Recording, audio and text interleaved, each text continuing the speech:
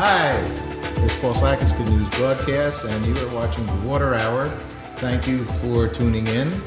This is our show number 22, and we took a couple weeks hiatus in the process of going out to Madrid to a major event at the Gran Canary Islands. It was called the Campus '07, in which students, about 100 students throughout the world, came and had their PhD dissertations and presented them to illustrious community of government leaders and 14 Nobel Prize winners and some presidents of countries. And good news, we so far had 12 hours of interviews with some of these wonderful people that are dealing with education, with health, with sustainable development, with water. We learned a lot about it. So next week, since we were so fortunate to get to participate, next week we will start to show some of the interviews of some of the people in the world dealing with environment, nature, and just a better way to live. So thank you once again for tuning in. We have a wonderful show today. We're going to speak to some representatives from the Waterkeeper Alliance organization, and that's very, very special. We've wanted to have them as part of our program for at least 21 of the early shows, and now we finally are able to get some of the people who have helped to make good things happen for that organization, which means make some good things happen for all of us. So as we continue to say here at Good News Broadcast, our concept here with the Water Hour really is to share the good things about water and the not so good things about water, in the sense of fresh drinking water that some people have, some people don't have. And we're not also here, one of our missions is really just to support the people of the world that are doing good things. So we're not looking, we're all in this together, I guess, is the major thought here. It's not, we're not saying that it's you, the oil company, when I drive to the oil station. And so it's everybody needs to take a united look, and we're sort of one world, just like all our globes. We're one world concept company, I will say, as well. Part of our mission is just life-affirming and thought-provoking good news. So it's all about positive, moving forwards, and not pointing fingers, and it's in addition to as opposed to instead of. We're all about moving life forward. So once again, we welcome your comments. We have received many, many emails about thoughts that you'd like to share with us. If you have some good news you want to share with us in regard to water or good news overall, please send it. Now, on your screen, you can see chat. You have that ability to chat or ask some questions to the event. So let's, without, I guess, further ado at this point, let's move forwards because we have a lot to talk about. Possibly Reed is going to call us from out at sea. Sometimes when he doesn't call us, he's busy with the weather conditions, but right now I think things are okay. But we'll see if Reed does call in. And Sonia, who remind you all, are out at sea for 1,000 days on the Anne, is his schooner Anne. He left out of New Jersey. We're going to talk a little bit about Hackensack River today in New Jersey. And his mission is sort of tied into the philosophy of the Mars Space Odyssey, because he wants to go out for 1,000 days. And each month we show Reed's position at the Museum of Natural History the first Tuesday of every month. So that's quite a wild experience. So I suggest for you to come up here on Tuesday nights and see where Reed is and flying around, and they're able to, Carter is able to show us. So a lot of good things going on. Hopefully Reed will give us a call. But I do know, because 1000days.net tells his log, and he's communicating with people, which is kind of exciting as well. All right, so let's, without further ado here, let's go to Andrew Wilner. Hi, Andrew. How are you? I'm fine, thank you. Thank you for coming over. My pleasure. Good. Andrew is the executive director of the New York, New Jersey Baykeeper. Okay, in addition, we have Captain Bill Sheehan. Hi, Captain. How you doing? All right, very good, thank you. The Riverkeeper and executive director of the Hackensack Riverkeeper organization, and Hackensack is in New Jersey. Okay, so let's start off. Maybe you can give us a overall idea, because actually, Andrew, I believe you were from like day one of this organization. Is that right? Are you one of the original people involved with this? Well, I'm one of the survivors. I'm actually the fifth of the water keepers that was developed originally in the United States. So We've grown from that original 5 to over 150. And Bill and I have been friends for almost as long as I've been the baykeeper for New York and New Jersey. And Bill was also one of the earliest water keepers. And a baykeeper, well, let's start. What does a baykeeper mean? Well, a baykeeper, river keeper, sound keeper, water keeper, is an individual who is the steward for a specific water body. We believe that in order to protect water, it has to be your home waters. And so water keepers are very local. And we, there used to be a saying that you acted locally and thought globally. Well, we act locally and think locally. And the idea of the Waterkeeper Alliance, our grassroots up international organization, is that helps us work internationally as well. You know what I think I'd like to do, because it's such a powerful piece of video, is we have a piece of video about the, well, you explain it. What is this? Well, the public trust doctrine is an ancient common law principle that started in Rome in the rule of Justinian, that went up through English common law and came to the United States as to the colonies, and became common law in the United States that said everybody has a right to use our commonly held natural resources, particularly water, but nobody has a right to use them to the detriment of anybody else. And I think that that's sort of the golden rule of what water keepers do. Let me just step back. So this came from, what was that word you said? It sounded Greek to me. Or maybe Italian. It was one or the other. The Roman common law under the Emperor Justinian made it possible for the first time for commoners to use resources that at one time were only reserved for the emperor. After the Magna Carta in Britain, commoners and lesser nobles were able to use resources like the forests, like the streams and the ocean that at one point were the realm of the kings. Well, when that concept came to the United States, we decided we didn't have a king, we were not going to have kings, so that the people became sovereign. And under that sovereignty, we, all of us, own the air, the water that we use for fishing, the water that we drink, and we are responsible for it. And that's the basis under which the water keepers were developed. All right, that we take responsibility for water. Okay, well then I take responsibility for water because I'm one of those there people, right? Absolutely. So we're all part of it. All right, well it sort of gets back to what we said, that this is a global concept. Yes. But in essence, it's important though to think locally, because locally is where we're going to swim in that, right. In those rivers and so on and so forth. And I'm in essence from this region of the world. So let's go to the video of the public trust.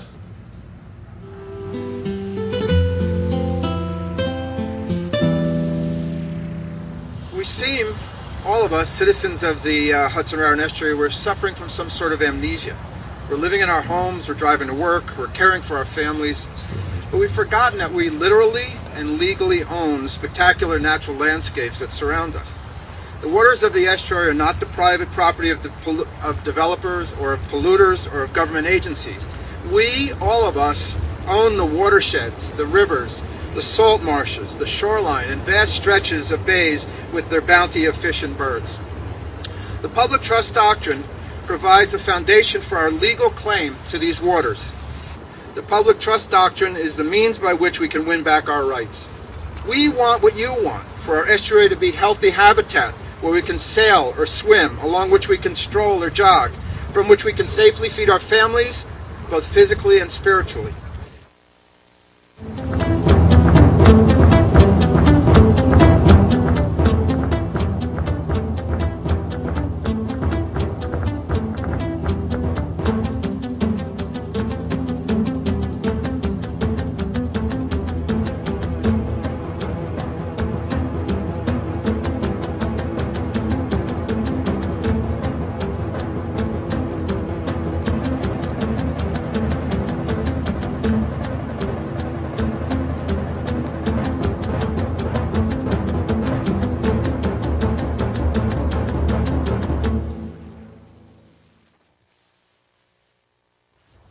These rivers, our nature connects us to our history, our culture, to who we are as a people, and ultimately to our community. And these people back on the Hudson in 1966 understood that the reason that we're protecting waterways like this, the great urban waterways, are the most important as well, because that's where the people are. That we're not protecting them for the sake of the shad or the sturgeon or the blue crabs or the striped bass, but we're protecting them for our sake, because we recognize that nature enriches us. It enriches us economically, but it also enriches us aesthetically and recreationally and culturally and spiritually and historically, and human beings have other appetites besides money. And if we don't feed them, we're not going to grow up. We're not going to become the kind of beings that we're supposed to become. The law says, the Constitution of the state of New Jersey says that people of the state own this water body. They're not owned, the Passaic River and Newark Bay, they're not owned by the governor. They're not owned by the legislature. They're not owned by the Fisheries Department or by DEP. They're certainly not owned by the developer or the polluters. They're owned by the people. Everybody has a right to use them. Nobody has a right to use them in a way that will diminish or injure their use and enjoyment by others. That's what the law says. And this is ancient law. It goes back to the dawn of Western law, which is the Code of Justinian in ancient Rome. And that code said that those things that were not susceptible to private ownership, those things that we hold in common, the air that we breathe, the running waters, the fisheries, the wandering animals, the shorelines, the wetlands, the dunelands, that those things are owned by the people. So, Captain Sheehan, how does the public doctrine, the trust doctrine, affect you? How do you see it? Well, when I first got involved with Waterkeeper, it was because of these intrusions into the public trust that were being planned for the Hackensack Meadowlands, for the area where I grew up. I grew up in Secaucus, New Jersey.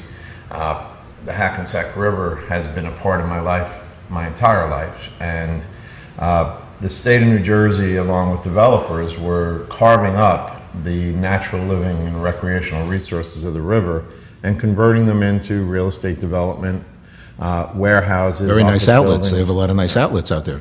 Yeah, outlet stores, exactly. And I watched as, hopelessly watched as the wetlands that I grew up in, that I played in as a boy, were being destroyed. And when I joined forces with Andy here, after a very short period of time of working as a volunteer with Andy, I found my voice and I started speaking out about the wetlands loss occurring in the Meadowlands. And from that activity, it led to actually forming a riverkeeper program for the Hackensack River. We're 10 years old now. My organization is actually 10 years old. We received our trademark agreement with Waterkeeper in June of 1997.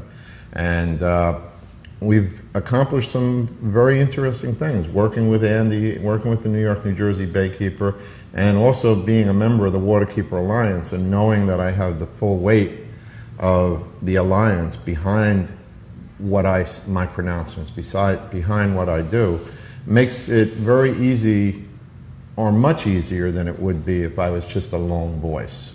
One of the most interesting things about what we do is waterkeepers all over the world now one of the best tools that we have to use is the fact that we're all out on boats most of the time, when weather permitting, when the resource is at risk, or when we need to be out there to monitor certain issues. We have access to the water via boats, and that iconic figure of the riverkeeper or the baykeeper or the soundkeeper out on a boat actually watching the water and watching the perceived threats to that water makes it a very interesting model, and people around the world are beginning to really understand the power of that figure.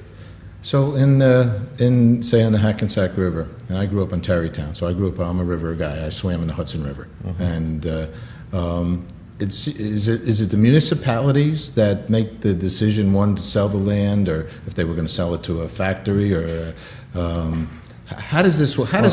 who determines whether a wetland goes bye-bye? Normally, the final say is left to the federal government because of the Federal Clean Water Act. The federal government regulates the use of wetlands through the Army Corps of Engineers and the US EPA.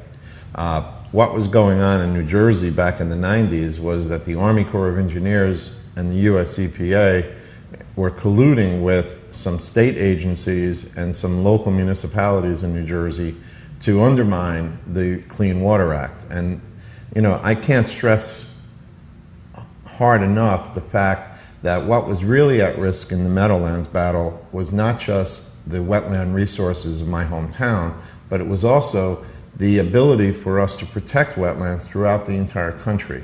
They actually were challenging the authority of the federal government to regulate the use of wetlands for development.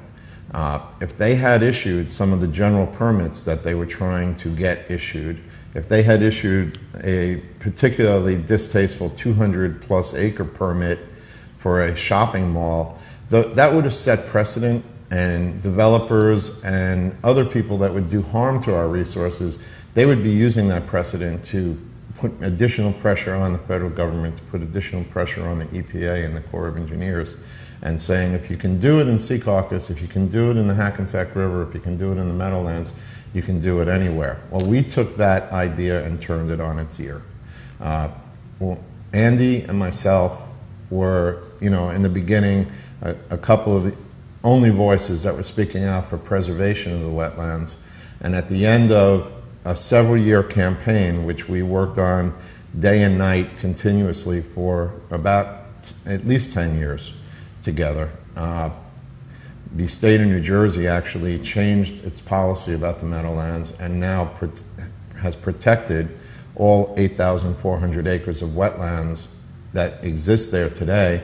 And these wetlands are within sight of the Empire State Building. So that makes the victory that much more complete.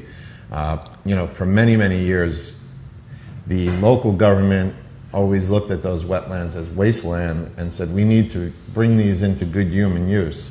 Well, we said the best human use is as wetlands. And I could go into a long explanation of why wetlands are important. Well, I want to thank you for one, and then Andrew, I'd like to get your thoughts here. Only one of the reasons is when I go out to take my yoga lessons, of which we didn't start the normal show off with Claire Diab, I'm taking them out at the Hilton out in Summit area, and so I'm taking the train out on, and I, you know, New Jersey, because of the rotten eggs in that area, the one area on the turnpike has gotten a difficult rap, I think, you know, and it's untrue because it is the Garden State and there is magnificent gardens and wetlands. But when you take the train out, it's actually, I start to feel like I'm in the country hills of upstate Vermont. And so obviously you have saved some beautiful lands. Thank you. One of the things about not just the Meadowlands, but the entire metropolitan area is that all eyes were on this issue. We met with everybody, including the vice president, who was Al Gore at the time, on this issue. So this was an issue that went way beyond New York and New Jersey. This went to literally to the White House, where we didn't get a lot of support, by the way. And it was, it's probably the most extraordinary, unsung environmental victory of the latter half of the 20th century, early part of the 21st century. And obviously, Billy and I will continue to tell that story. But I think that what Bill brings up is kind of an ethos by which waterkeepers work. In the New York, New Jersey harbor, the area in which I work, the perception was, when I started, that this was all wasteland, that the regulations that were enforced in Long Island Sound and Delaware Bay and Barnegat Bay and parts of the Hudson River were not enforced exactly the same way in the harbor or in its tributaries. And it took now almost 20 years to turn that around. There were very few people who thought of the Upper New York Bay or the Lower New York Bay or Raritan Bay or Jamaica Bay 20 years ago as wilderness and as a place for recreation. And now people are swimming and fishing and kayaking throughout that system. And I think that there's starting to be the same sense about this system of bays as people have for the Chesapeake Bay or for the Long Island Sound or San Francisco Bay.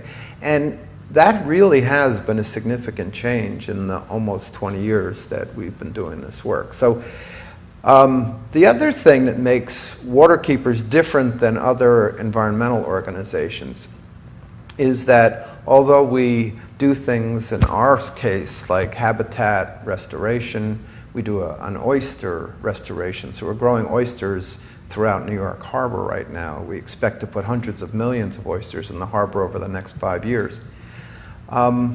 We also save land, important pieces of habitat. We work with state and federal and local agencies to preserve, so far, tens of thousands of acres of open space and habitat. But what makes us unique is that we are advocates in the true sense. If the state or federal government agencies don't do their job, they don't prosecute polluters, then we do. And under the Clean Water Act, under the Resource Conservation and Recovery Act, under other federal laws and under some state laws, citizens have the right to sue polluters directly. And both Billy and I have been involved in litigation. We use it as a last resort because it's expensive for everybody. However, some of that litigation has been very extraordinarily precedential. And we're careful about taking the cases we do to make sure that we're going to have a good chance of winning them. And even if we don't, even if we're superseded later on by a federal agency, as we were in our Newark Bay case against Occidental Chemical for polluting that system with dioxin, we got the result we wanted, which was to have that area being studied as a potential Superfund site as well.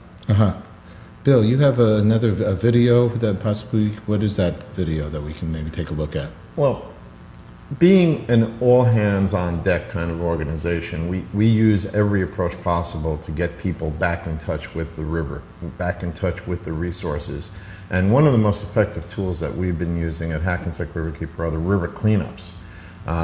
You know, we schedule about 8 or 10 of these river cleanups a year, and we ask for volunteers to come out and help clean up the river, literally pick up trash along the river's banks and in the wetlands and in the river itself. We use canoes, we use pontoon boats, and so the clip that I brought along is a clip of people actually out in the wetlands picking up trash and some interesting, hopefully some interesting commentary. All right. Okay. So let's go to the good do-gooders. Training time. The renegade dumping that used to take place here is not as prevalent as it was, say, 20 years ago. We got a lot of eyes on the Meadowlands now that are watching out for it. So that's under control. What's not under control is the byproducts of our civilized society that just get into the water by accident.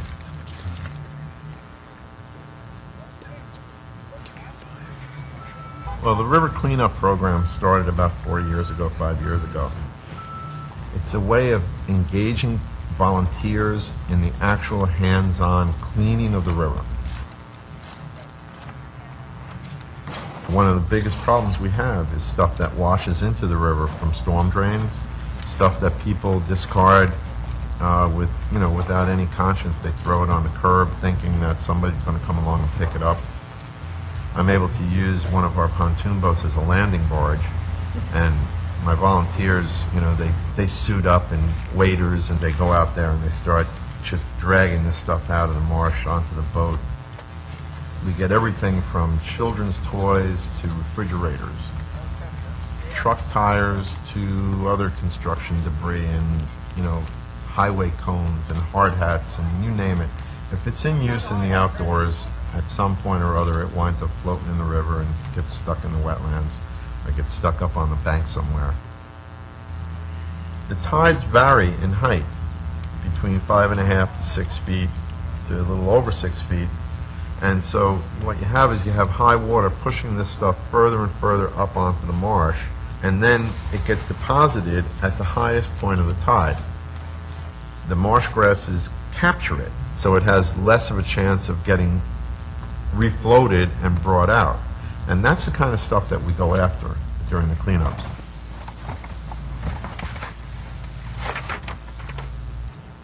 last cleanup we did down in the Meadowlands here, we took out an entire dump truck full of tires. They just float out there and they get stuck in the reeds start growing up between them, and before you know it, they're not moving anywhere. Definitely mud. Sometimes it takes 2 or 3 people, 2 or 3 individuals to actually wrestle one of these things up onto the boat and get it to the point where we can bring it back to shore and dispose of it properly.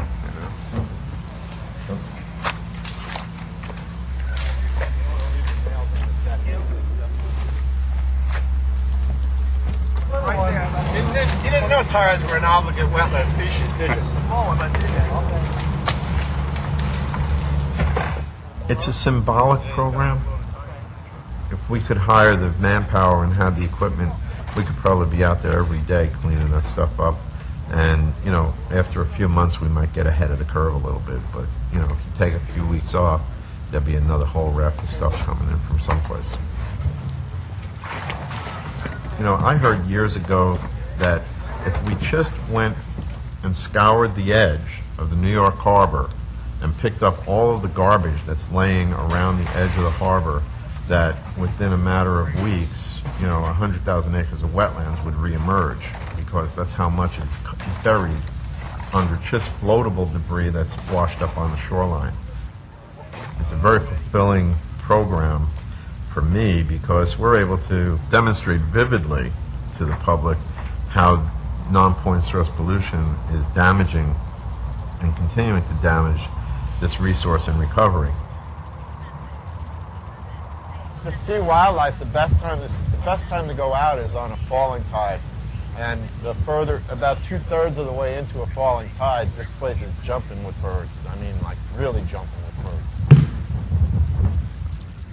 You know, we put out a press release that I was opening up a keeper program for the Hackensack River, and this reporter called me up and he said, why would you want to keep that river? And I said, because of attitudes like that. Even though it's only 45 miles long, it flows through one of the most densely populated watersheds in the country, and it has concentrated in it just about every problem that we need to solve with rivers all across the country. And what a great place to start solving all of our national river problems, but on the Hackensack River, which, you know, 25 or 30 years ago was considered a dead river. You know, it's when the southwest wind starts bringing the warm weather up here that things really start moving around out here in the Meadowlands. We've been able to recover a lot of the species that were lost. We've now got 265 species of birds, we've got over 60 species of fish, and all of those critters coming back into the Meadowlands are indication that the resource is recovering. It took us over 200 years to nearly destroy this river. We're not going to get it back in a lifetime, but we can lay the groundwork so that future generations will be able to enjoy this river again.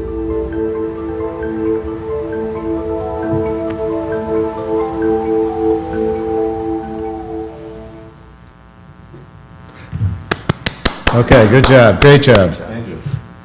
Definitely turns the tide. It does. Once again, though, with all these things, everybody wants to put ourselves out of business, right? Well, we don't want those tires. So someone's bringing those tires there. We don't need that chair. We don't need that, especially the tires. The mosquitoes, they grow in them, and That's right. it's a very bad news situation. We don't need litter. No one should litter. No one should do that. It's not a healthy thing. It's been at least 40 years since the Ad Council ran the first anti-litter campaign. The Native American in the canoe with the garbage on the banks and the tear running down his cheek. Yeah. That iconic image from I guess it was the 1960s when that started showing on TV.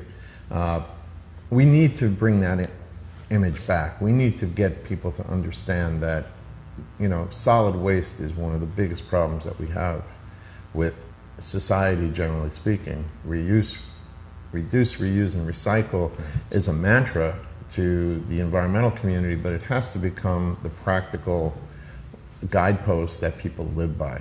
One of the things that we do as water keepers, as bay keepers or river keepers, is we attempt to change the culture in which we live, whether it has to do, I mean, our focus is on water quality and habitat preservation and restoration, but it's astounding what the peripheral issues are. I mean, I've never thought that our organization would become involved in energy issues, but because of the potential for sea level rise and greenhouse gases, in order to protect the coastal wetlands that we are stewards for, we need now to become involved in issues that go way beyond our local waters, and that's why the Waterkeeper Alliance is the worldwide grassroots up organization is so important to all of us, because it can provide those resources for a voice beyond our individual waterways.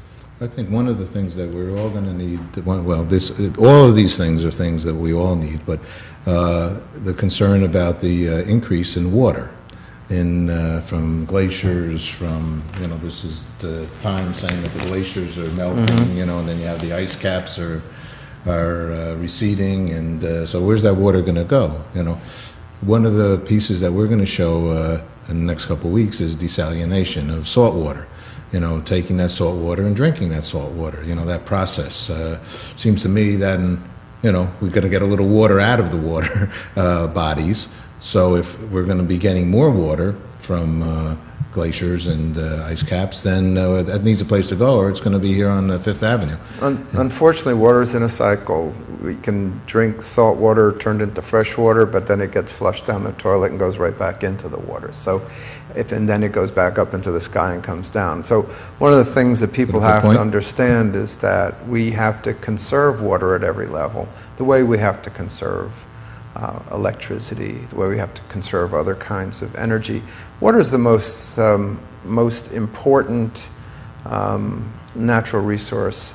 I think I heard a conversation on your boat a couple of years ago where we overheard a conversation we probably weren't supposed to hear among some water executives, water company executives, and they absolutely said that water is the oil of the 21st century. And I think that lack of water in certain parts of the world, abundance of water and overabundance of water in other parts of the world, sea level rise, and the continuous development of our coasts are antithetical to each other. And that's why I say we have to change the culture. It's a tough job. Small organizations like Waterkeepers are the place where that starts. It can only happen at the grassroots, and that's why we pride ourselves on being small grassroots organizations. And I think that the education starts in communities, and we're community-based organizations. And if we've been effective, then that's why we've been effective. You have some wonderful websites. There's the waterkeeper.org. It talks a little bit about the Waterkeeper Alliance, the organizations. I know both of you have a website also here, hackensackriverkeeper.org, and then there's a NYNJ, I guess that means New York, New Jersey, baykeepers.org. Another great website. Singular. Right. Baykeeper.org. You can see some nice people on a kayak on the Baykeeper website as well. So the Waterkeeper Alliance has a magazine. I think this is a monthly, or is it? Quarterly. Quarterly. And look at this one. Fran Dresner, there's a funny lady. Merle Haggard, Go Solar, okay? And Terry Taminian. Terry Taminin, who was originally the Santa Monica Baykeeper, became the environmental commissioner under Governor Schwarzenegger, and now has written an extraordinary book called Lives Per Gallon about war and oil. Actually, Ted Danson I interviewed maybe 9 years ago about water, and he's the one that taught me about the Santa Monica Bay, how concerning it was that some of the pollutants were run off the land. I didn't realize it, and runs off into the land and into the water. It's quite simple. Urban runoff is one of those really polluted impacts that take place to our waters every time it rains, every time there's a rainfall.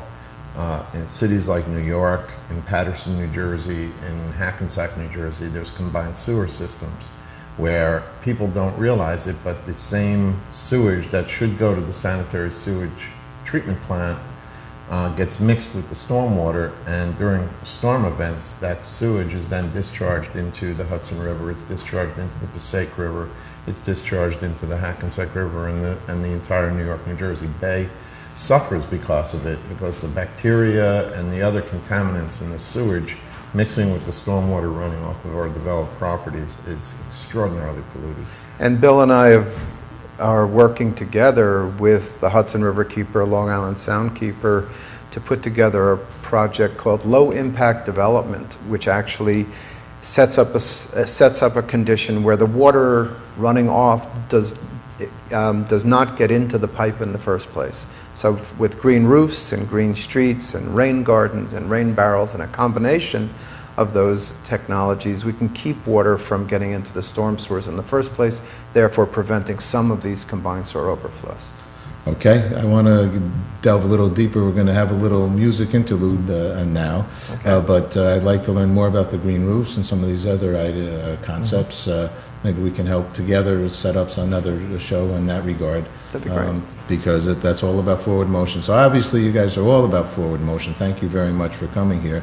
Pleasure. I think, and we quote it actually often, is Robert F. Kennedy stated that there will be a Nobel Prize winner in two areas. It'll be in science and in peace.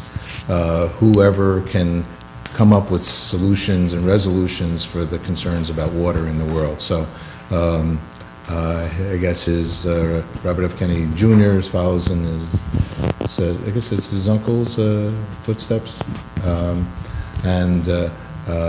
which is wonderful. And actually, we've attended some of the nice riverkeeper events up on the Hudson River, and a lot of good things here. So thank you very much for sharing the good stuff that you guys do, and we'll send everybody over to your website as well. So what we're going to do now is we're going to have some watery music.